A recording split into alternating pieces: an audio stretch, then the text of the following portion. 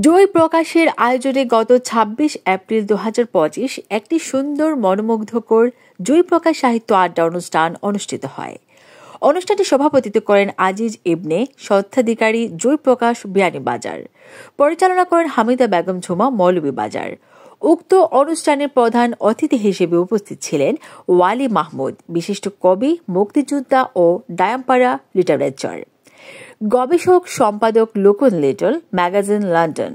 বিশেষ আলোচক হিসেবে উপস্থিত ছিলেন আবুল কালাম আজাদ, বিশিষ্ট কবি ও প্রবন্ধক, জকিগঞ্জ, সিলেট। আরও উপস্থিত ছিলেন মোহাম্মদ কবির আল মাহমুদ, কবি ও শিক্ষক, সভাপতি, সুভাষ সাহিত্য পরিষদ, জকিগঞ্জ। আরও ছিলেন শেখ তাজউদ্দিন আহমদ, গীতিকার, ছড়াকার ও কবি এবং প্রধান শিক্ষক, কান্দি সরকারি প্রাথমিক বিদ্যালয়। ফয়জুল হক শিবলি, সাংবাদিক, সম্পাদক ও প্রভাষক, সাপ্তাহিক সময়চিত্র, বিয়ানীবাজার।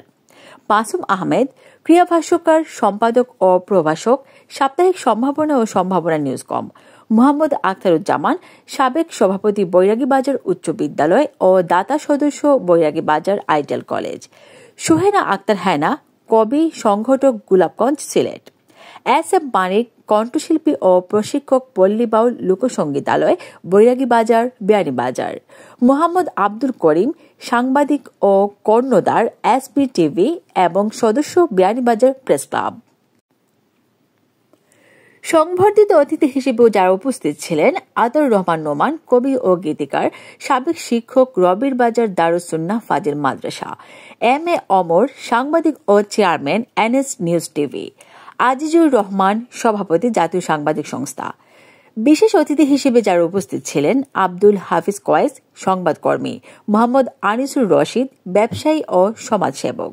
সাদেক হোসেন অ্যাপলু, কবি, সাংবাদিক ও অ্যাডভোকেট, সাহিত্য দরবার পরিষদ, সিলেট। ফয়সল আহমেদ সাগর, গ্রিস প্রবাসী ও পরিচালনা কমিটি, বৈরাগীবাজার উচ্চ বিদ্যালয়। Desk report, ATV.